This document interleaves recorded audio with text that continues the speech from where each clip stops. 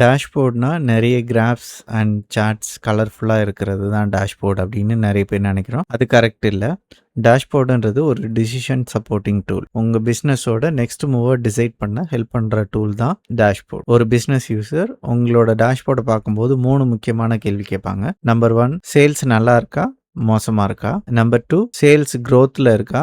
இல்ல டவுன்ல இருக்கா? நம்பர் 3 எந்த ப்ராடக்ட் அல்லது எந்த கஸ்டமர் நமக்கு ரொம்ப முக்கியம்? உங்க டேஷ்போர்ட்னால இந்த மாதிரி கொஸ்டின்ஸ ஆன்சர் பண்ண முடியல அப்படின்னா, சிம்பிளா சொல்ல போனோம் அப்படின்னா, உங்க டேஷ்போர்ட் இஸ் ஃபெயில். ஒரு ப்ரொஃபஷனல் டேஷ்போர்டோட ஃபவுண்டேஷன் எப்படி செட் பண்றது அப்படின்றத நம்ம பார்ப்போம். ஃபர்ஸ்ட் ஒரு ஃப்ரெஷ் ரிப்போர்ட் கிரியேட் பண்ணிக்கோங்க. இதுதான் நம்மளோட கேன்வாஸ். இந்த பேஜுக்கு எக்ஸிக்யூட்டிவ் ஓவர்வியூ அப்படின்னு நேம் கொடுத்துக்கலாம். பேஜுக்கு நேம் கரெக்டாக வைக்கணும். நீங்கள் என்ன மாதிரியான இன்ஃபர்மேஷன்ஸ் நீங்கள் கொடுக்க போறீங்களோ அதுக்கான அப்ராப்ரியேட் நேம் வச்சுக்கணும். நீங்கள் தேவைப்பட்டதுன்னா ரீநேம் பண்ணிக்கலாம். நெக்ஸ்ட்டு கேன்வாஸோட செட்டப்பில் உங்களோட கேன்வாஸ் செட்டிங் 16:9 இருக்கா அப்படின்றத செக் பண்ணிக்கோங்க. மோஸ்ட்லி இதுதான் கரெக்டான செட்டிங்ஸ். இதை தவிர நிறைய செட்டிங்ஸ் அவைலபிள் இருக்குது. பட் இதெல்லாம் பார்த்தீங்க அப்படின்னா யூஸ்வலாக ஃபிட் ஆகாது. ஐ மீன் நிறைய கிராஃப்ஸ் வர மாதிரி இருந்தால் மட்டும்தான் நீங்கள் லெட்டர் இல்லை கஸ்டம் இந்த மாதிரி ஆப்ஷன்ஸ் எல்லாம் யூஸ் பண்ணுற மாதிரி இருக்கும். பட் 16:9ன்றது காமனான கேன்வாஸ் செட்டிங்ஸ். நெக்ஸ்ட்டு கேன்வாஸோட கலர் சேஞ்ச். யூஸ்வலாக நீங்கள் ஒயிட் ஆர் கிரேலே வச்சுருங்க. ஸோ தட் நீங்கள் ஒரு விஷுவல் க்ரியேட் பண்ணும்போது அதோட அவுட்புட் கிளியராக விசிபிளாக இருக்கும் யூசருக்கு.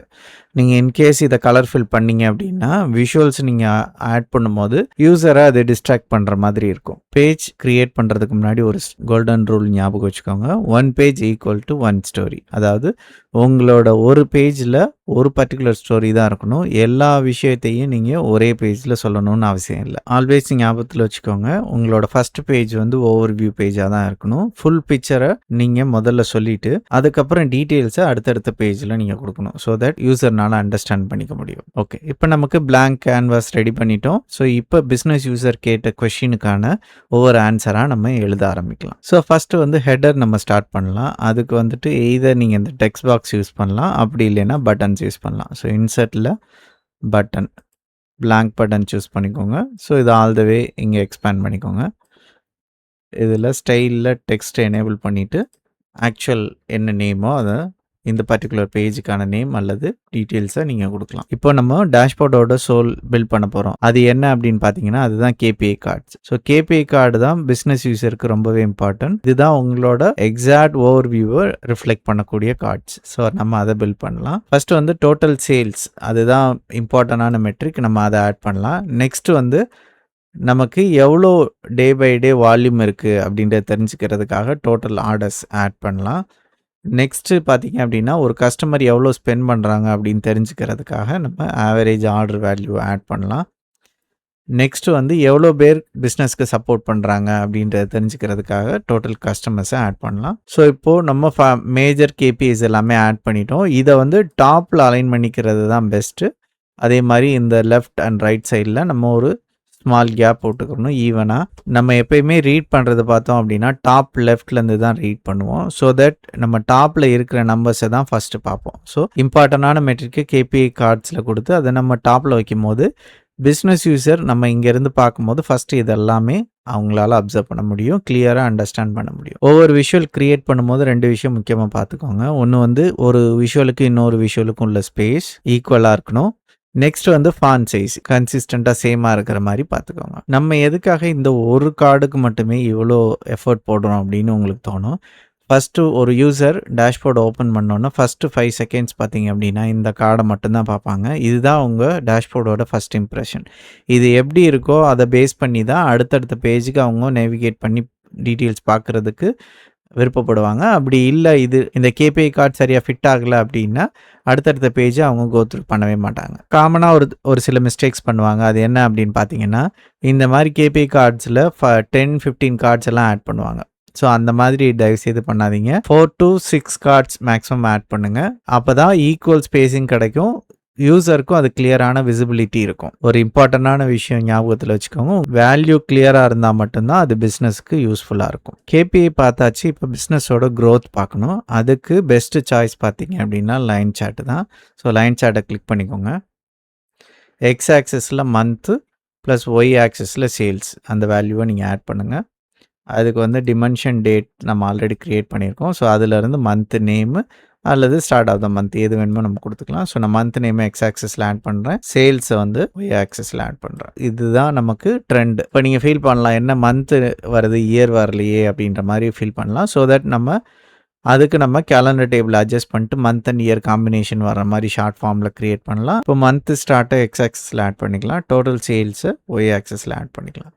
ஸோ நமக்கு இங்கே கிளியராக தெரியும் பிஸ்னஸ் க்ரோத் எப்படி இருக்குது, அப் ஆகுதா டவுன் ஆகுதான்றத ஈஸியாக பிஸ்னஸ் யூஸர்னால தெரிஞ்சுக்க முடியும். டேட் பார்த்தீங்க அப்படின்னா எப்பயுமே கேலண்டர் டேபிளில் தான் யூஸ் பண்ணணும். சேல்ஸில் உள்ள டேட்டை இங்கே நீங்கள் யூஸ் பண்ணக்கூடாது. இப்போ நம்ம இதில் ஒரு சின்ன க்ளீனப் பண்ணிடலாம். ஃபஸ்ட்டு வந்து மந்த் இதை எடிட் பண்ணிவிட்டு மந்த்துன்னு மாற்றிக்கலாம். நெக்ஸ்ட்டு வந்து இதில் டேட்டா பாயிண்ட்ஸ் ஆட் பண்ணணும். அதுக்கு வந்துட்டு நீங்கள் டேட்டா லேபிள் எனேபிள் பண்ணிக்கோங்க.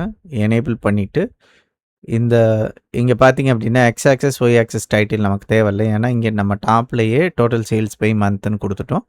இதுதான் சேல்ஸ், இதுதான் டேட்டுன்றது யூசருக்கு கண்டிப்பாக தெரியும். ஸோ தட் நம்ம டைட்டில் கொடுக்க வேண்டிய அவசியம் இல்லை. அதனால் இந்த எக்ஸ் ஆக்சஸ் ஒய் ஆக்சஸ் டைட்டிலை டிசேபிள் பண்ணிடலாம். அதுக்கப்புறம் பார்த்தீங்க அப்படின்னா இந்த மந்த் ஆன் மந்த் வந்துட்டு உங்களுக்கு சில மந்த் விடுபடுறதுக்கான சான்சஸ் இருக்குது.